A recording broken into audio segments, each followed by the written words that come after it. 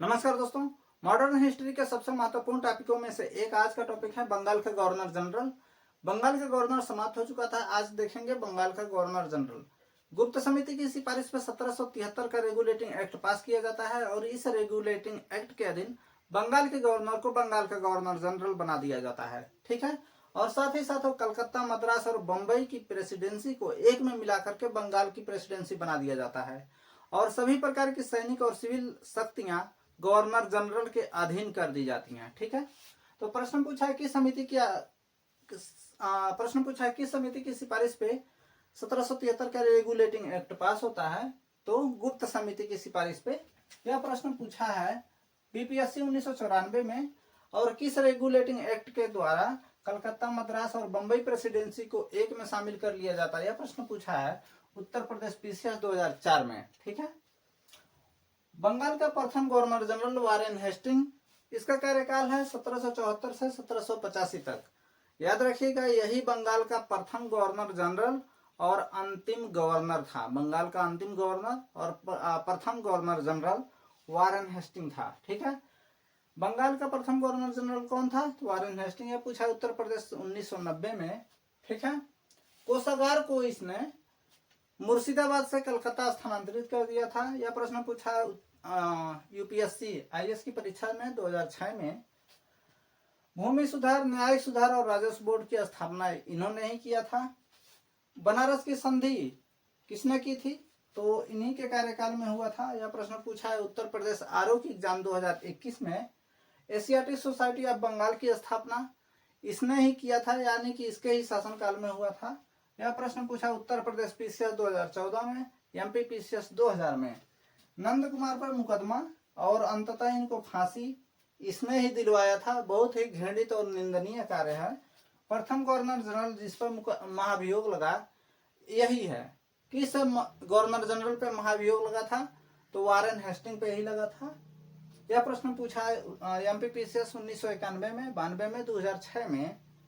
उसके बाद सुरक्षा प्रकोष्ठ या घेरे की नीति, रिंग फेस की नीति किसने लागू किया था? यह प्रश्न पूछा है आईएएस 1992 में, 93 में, झारखंड पीसीएस 2013 में, उत्तर प्रदेश आरओ की एग्जाम में 2006 में।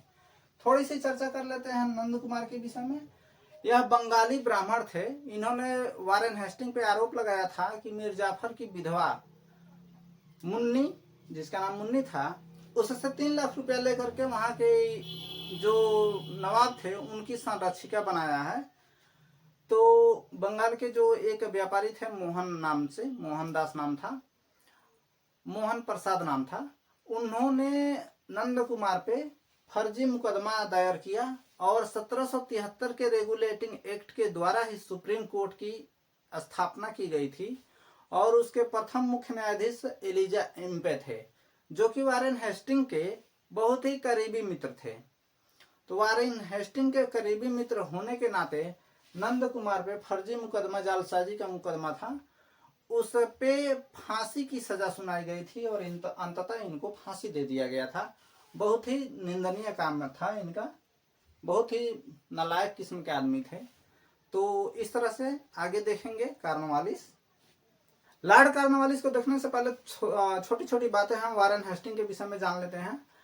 कलकत्ता में टकसाल की स्थापना वारेन हेस्टिंग के समय में हुआ था। पुरंदर की संधि हुई थी, प्रथम अंग्ल मराठा युद्ध वारेन हेस्टिंग के समय में हुआ था। सालाबाई की संधि वारेन हेस्टिंग के समय में हुआ था। मंगलौर की संधि वारेन हेस्टिंग के समय में हुआ था। ये गौण प्रश्न है जो कभी पूछे नहीं गए हैं, या पूछे गए हैं तो बहुत एक आध बार वनडे एग्जाम में पूछे गए हैं। आगे देख लेते हैं लॉर्ड कार्नवालिस। इनका कार्यकाल 1786 से 1793 तक हुआ रहा है। नागरिक संहिता के जन्मदाता कौन है? तो लॉर्ड कार्नवालिस। यह प्रश्न पूछा है एमपी पीसीएस 1991 में। पुलिस सेवा के जन्मदाता लॉर्ड कार्नवालिस को जाना जाता है।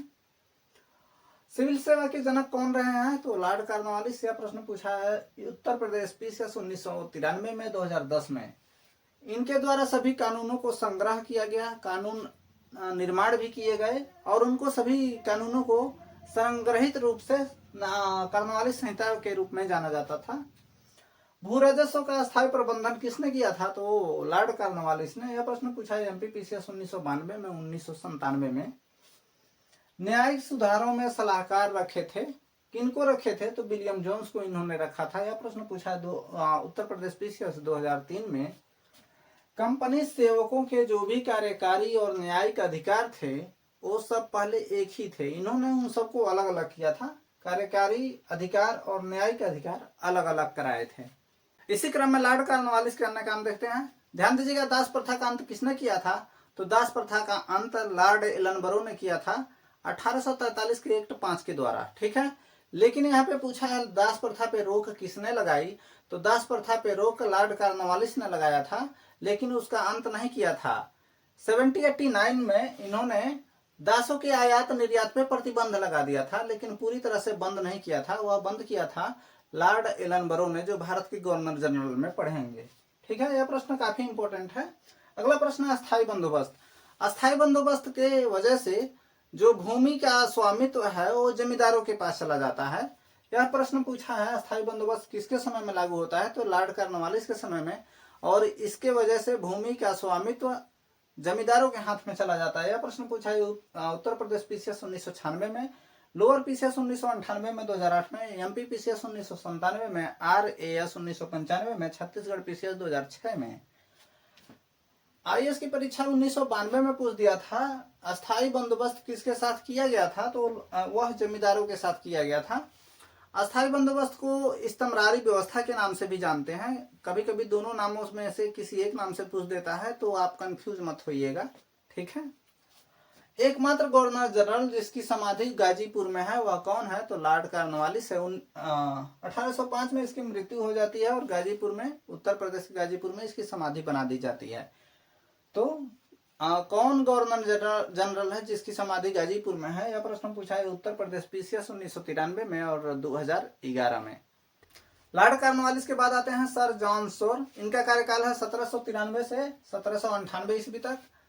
प्रश्न पूछता है अहस्तक्षेप की नीति किसने अपनाई थी, तो सर जॉन सोर। या किसके काल में अपनाई गई थी, तो सर जॉन सोर के काल में। ठीक है, यह प्रश्न पूछा है उत्तर प्रदेश पीसीएस 1990 में, 99 में, यह 99 है, और 2001 में और 2003 में। ठीक है, भूमि का स्थायी स्वामी किसे माना, तो इन्होंने भूमि का स्थायी स्वामी जमींदारों को माना था। जमींदारों को इन्होंने भूमि का स्थायी स्वामी माना था। यह प्रश्न पूछा है एमपीपीसीएस 2003 में। लॉर्ड वेलेजली का कार्यकाल है 1798 से 1805 ईस्वी तक। प्रश्न पूछा था सहायक संधि प्रणाली किसके समय में लागू हुआ था, तो सहायक संधि प्रणाली लागू करने वाला लॉर्ड वेलेजली ही था। सहायक संधि प्रणाली के अंतर्गत जो भी राज्य थे उसके विदेश मामले अंग्रेजों को चला जाता था। यह प्रश्न पूछा है एमपीपीसीएस 2003 में। सहायक संधि प्रणाली पे इतने राज्यों ने हस्ताक्षर किए थे। प्रश्न पूछता है सहायक संधि प्रणाली पे कौन से राज्य हस्ताक्षर नहीं किए थे या शामिल नहीं थे, तो इतने के अलावा जो भी रहेगा ऑप्शन में वही सही होगा। तो सबसे पहले हैदराबाद के निजाम थे, हैदराबाद के निजाम 1798 में सहायक संधि प्रणाली पे हस्ताक्षर करते हैं। और यह प्रश्न पूछा है एमपीपीसीएस 1992 में। हैदराबाद के बाद मैसूर, तंजौर, अवध, पेशवा, भोसले, सिंधिया, जोधपुर, जयपुर, मंछेरी, बूंदी और भरतपुर, इतने राज्य के अलावा जो ऑप्शन में रहेगा, यदि प्रश्न पूछता है कि सहायक संधि प्रणाली में शामिल कौन से राज्य नहीं है, तो इसके अलावा जो भी होगा वह नहीं होगा। ठीक है, वही होगा। ठीक है, कन्या भ्रूण हत्या पर रोक लगाया था 1804 में। 1804 में इन्होंने कन्या भ्रूण हत्या पर रोक लगा दिया था। फोर्ट विलियम कॉलेज की स्थापना किया था 1800 में। सन 1800 में फोर्ट विलियम कॉलेज का स्थापना किया था, जिसमें सिविल सेवकों के प्रशिक्षण के लिए भेजा जाता था। सिविल सेवकों का प्रशिक्षण दिया जाता था। इलाहाबाद पर कंपनी का अधिकार हो जाता है किसके माध्यम से, सहायक संधि प्रणाली के माध्यम से। यहाँ ध्यान दीजिएगा, सहायक संधि प्रणाली के माध्यम से इलाहाबाद पर कंपनी का अधिकार हो जाता है। ठीक है, अगला गवर्नर जनरल है लॉर्ड मिंटो। इसका शासनकाल 1807 से 1813 ईस्वी तक रहता है और इसके शासनकाल में मुख्य कार्य यही होता है अमृतसर की संधि और पृथक निर्वाचन मंडल की स्थापना। प्रश्न पूछा था उत्तर प्रदेश पीसीएस 2017 में कि पृथक निर्वाचन मंडल की स्थापना किस गवर्नर जनरल के काल में हुआ था, तो वह है लॉर्ड मिंटो। कभी कभी मिलान में भी पूछ देता है। आप सोच सकते हैं कि प्रश्न कितने तरह से बन सकते हैं। मिलान में भी बन सकता है, 4 क्वेश्चन को एक ही में समाहित करके मिलान के रूप में बना दिया जाता है, या एक ही कथन कारण के रूप में बना दिया जाता है, या फिर एक उत्तर के 4 विकल्प देकर के बना दिया जाता है। अगला गवर्नर जनरल है Lord Hastings. Lord Hastings, Hastings 2 हैं, एक वारेन हेस्टिंग, एक लॉर्ड हेस्टिंग्स। वारेन हेस्टिंग्स हम लोग पढ़ चुके हैं, यह लॉर्ड हेस्टिंग्स। इसके शासनकाल में अंगल नेपाल युद्ध होता है, इसे गोरखा युद्ध के नाम से भी जानते हैं। और यह युद्ध सुगौली की संधि 1816 में हुआ था। 1816 में सुगौली की संधि के अंतर्गत अंग्रेज को गढ़वाल, कुमायूं, रानीखेत, नैनीताल, शिमला जैसे स्वास्थ्यवर्धक जगह मिले थे। ठीक है। अंगल नेपाल युद्ध किस संधि पे समाप्त हुआ था, यह प्रश्न पूछा उत्तराखंड पीसीएस 2016 में। और अंगल नेपाल युद्ध किसके शासनकाल में हुआ था, तो लॉर्ड हेस्टिंग के शासनकाल में। यह प्रश्न पूछा उत्तर प्रदेश पीसीएस 2010 में, 2011 में, 2014 में। 2014 में बेसिकली मिलान के लिए पूछा था, इसके साथ में 3 ऑप्शन और थे, केवल एक ही मैंने लिया था। ठीक है। पिंडारियों का दमन इसी के शासनकाल में हुआ था, इसी ने किया था। प्रश्न पूछता है पिंडारियों का दमन किस मुगल शासक के काल में हुआ था, तो वह है औरंगजेब।